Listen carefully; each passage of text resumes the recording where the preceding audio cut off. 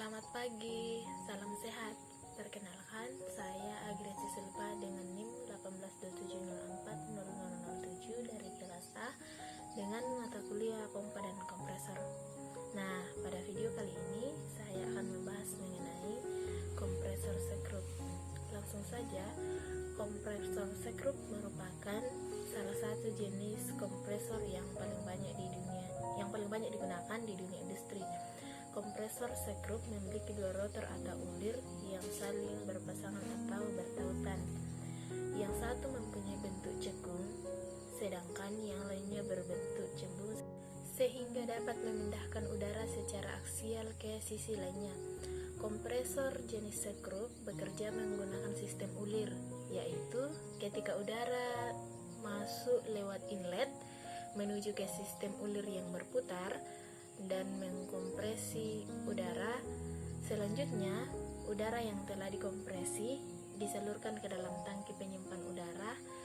Jika disimpulkan, prinsip kerja kompresor sekrup adalah menghisap, melakukan kompresi, dan pengeluaran.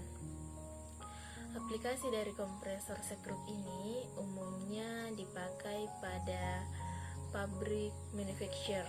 Selanjutnya yaitu bagian-bagian kompresor sekrup. Adapun bagian-bagiannya dapat teman-teman lihat pada slide beserta dengan gambarnya. Selanjutnya yaitu prinsip kerja kompresor sekrup. Kompresor sekrup adalah termasuk jenis kompresor perpindahan positif, berbeda dengan kompresor torak yang mempunyai banyak komponen pemampatan, sehingga kompresor sekrup hanya terdiri dari dua buah sekrup atau ulir. Dua buah sekrup ini adalah komponen pemampatan seperti torak pada kompresor torak.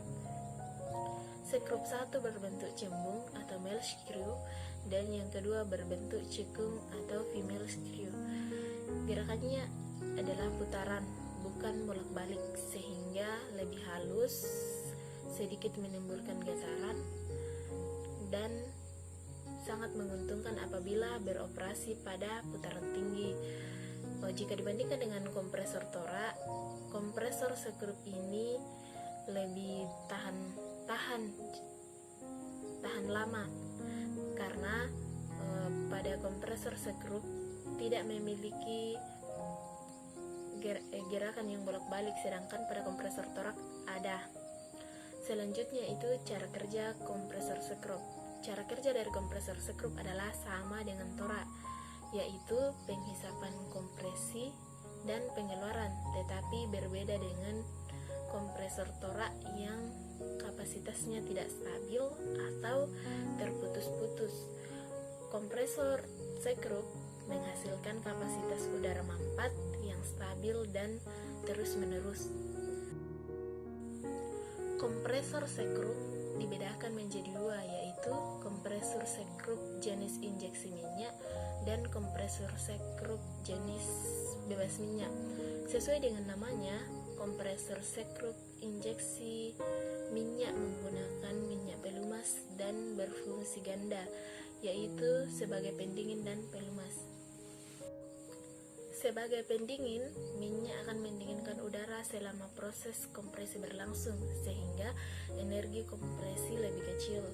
Hal ini sesuai dengan teori kompresi isotermal, yaitu selama kompresi dan sampai akhir kompresi tidak ada perubahan suhu yang bekerja dengan kompresi yang minimal. Selanjutnya yaitu cara kerja kompresor sekrup.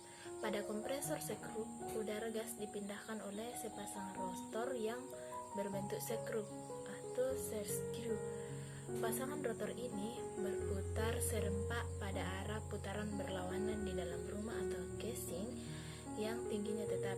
Salah satu rotor tersebut sebagai driver atau dihubungkan langsung dengan motor penggerak yang dikenal dengan male rotor, dan yang satu lagi driven yang digerakkan oleh rotor male dikenal dengan nama female rotor. Yang kedua ujungnya ditumpuk oleh bantalan. Saat udara memasuki kompresor melalui sisi hisap, ditangkap, udara atau gas hisapan ini dengan segera akan ditutup atau disekat oleh putaran sekrup. Setiap pemasukan udara atau gas ditangkap di antara celah rotor dan rumah atau casing. Kemudian udara atau gas dipindahkan sepanjang alur rotor dari sisi masuk ke sisi keluar. Dalam kompresor screw, volume udara dan gas berkurang pada saat udara atau gas didorong atau dipindahkan ke sisi keluar. Penggunaan volume ini menyebabkan tekanan udara atau gas naik. Selanjutnya yaitu kelebihan kompresor sekrup. Yang pertama, fluktuasi aliran yang sangat kecil.